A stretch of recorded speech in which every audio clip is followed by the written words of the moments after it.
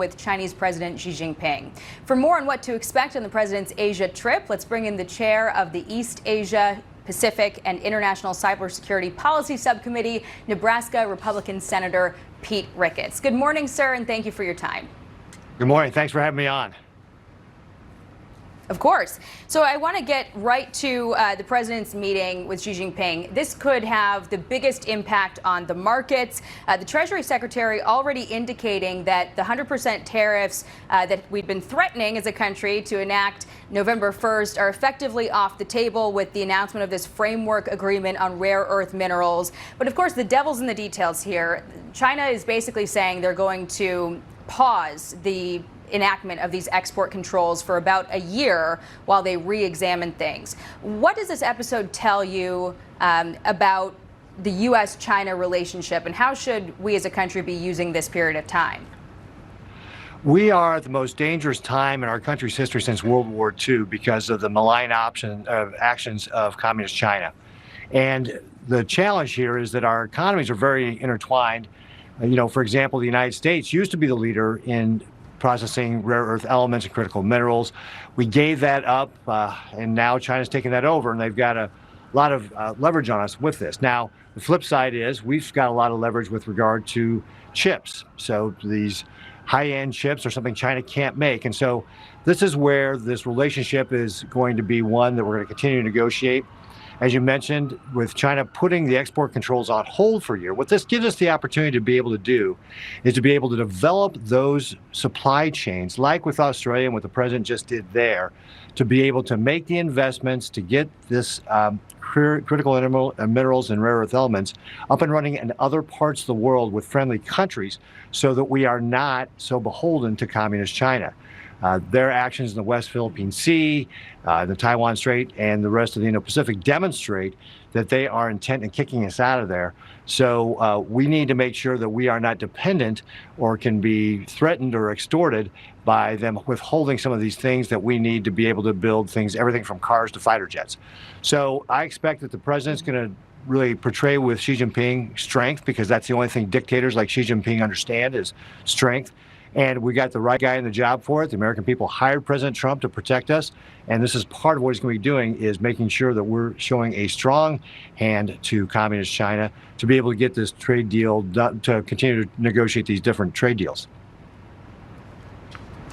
No doubt the president landing in Malaysia to a very good start with this announcement from the Treasury Secretary. Obviously good news there. The president also says, though, he would be open to meeting North Korea's Kim Jong-un while he's on this trip, but he has no plans to meet with Canada's Prime Minister, who is also in Malaysia. The U.S. just terminated trade talks with Canada. The president is very upset over Canada's airing of these ads, which President Trump says were selectively edited to misrepresent a Ronald Reagan quote. Listen to the president here. Ronald Reagan loved tariffs. What they did is really dishonest. That's dirty playing. But I can play dirtier than they can, you know? Really, very dishonest. Canada is our second largest trading partner. Is this an overreaction at all? Again, the president is a really good negotiator. He knows when to push people's buttons and when to back off. He's demonstrated that throughout the entire, part of his first term, and then, of course, the 9 months here so far that we're into his second term. And obviously, it's easier to get Canada from the United States than Asia. So focusing on our Asian allies right now really makes the most sense. And of course, the relationship with Canada is obviously very intricate as well between the United States and Canada. That's going to be an ongoing negotiation too. But what the president needs to do is focus on our Asian allies right now. We've got to make sure that we're getting these trade deals done with countries. It was great news about Malaysia, getting the ceasefire between Cambodia and Thailand. Getting trade deals done with countries like Japan and South Korea are very important. We've got to make sure that we're really getting our allies squared away, and that we're presenting that strength to Xi Jinping when we're going to talk about how our relationship and our trade relationship going forward. I mean, just one thing. I mean, think about this, right?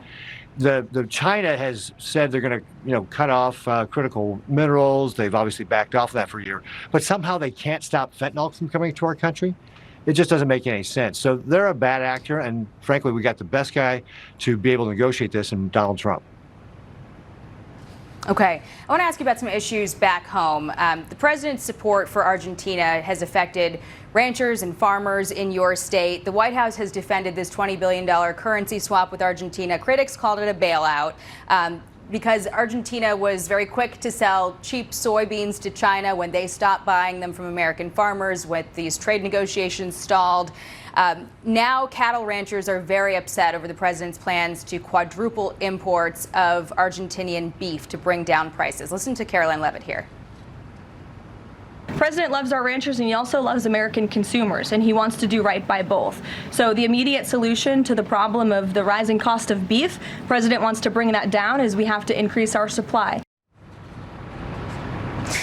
Many of the president's supporters have said this flies in the face of his own arguments against cheap foreign imports and illegal labor in the name of protecting American jobs and manufacturing. And I know you raised this issue with the White House, but at the end of the day, is this plan even going to bring down prices? Because the ranchers are saying the big issue is the meat packers. Well, first of all, I think it's important to note that, again, we're trying to keep Communist China out of our hemisphere. And that's why the president is trying to work with Argentina and be able to make sure they can resist what Communist China is doing. Certainly when it comes specifically to this beef trade, what I suggested to the White House was looking for more market-based solutions to how we can do this. For example, with the New World screwworm, we've had the Mexican border shut down to beef flowing back and forth to protect our beef herd here in the United States. If we invest more to be able to bring this fly under control, that will help open up that border, and that will help address beef prices sustainably in a market sort of way. I do think that if you're looking at some of these temporary solutions, bringing in Argentinian beef is really not something that I think is actually going to have the desired effect the president's looking for. Certainly appreciate he wants to bring grocery prices down, but we also got to remember that our ranchers have had a hard time of it, and they're actually making money for the first time in years. Let's, again, focus on things that are going to be more market-based solutions.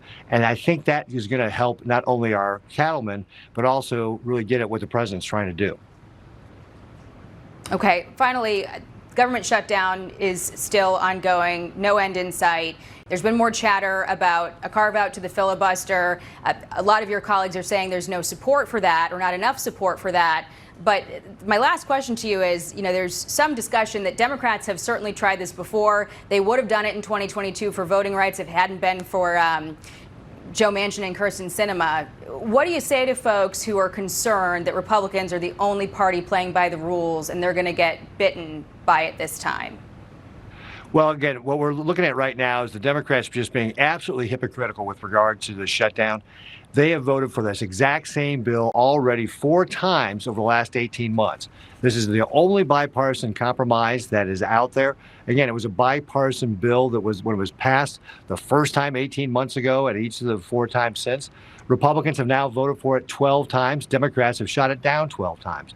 At the end of the day, what the Democrats have to realize is that they need to just reopen government. They're hurting, the economy. That we're seeing that services are being delayed. People are working without their paychecks. Air traffic controllers, our law enforcement officers. In fact, we've offered a bill to be able to open or at least pay those people while they're working, for crying out loud. The Democrats blocked that too. So at the end of the day, the Democrats just have to come around and say, hey, you're going to have to vote for the bill that you've already voted for. And then we can start having conversations about what you want to do. But with our government shut down, the Democrats themselves have said that there's no discussion. They wouldn't discuss about other things like health care when the government was shut down before. That's what they said. So they're completely being hypocrites about this whole thing. With regard to the filibuster specifically, that's part of what makes the Senate the Senate. It's a part of what protects the minority. We're in the majority right now, but we've been in the minority in the past. And that's really part of protecting the institution of the Senate. I hear you. I just wondered, the longer this goes on, there's going to be more discussion about a carve-out or blowing up the filibuster if the stalemate continues. I think we're getting closer to that time, so we'll continue to follow it. Senator Pete Ricketts, thank you very much for joining the Sunday briefing, sir. Great. Thanks very much for having me on. Thanks. Coming up, the Pentagon orders the world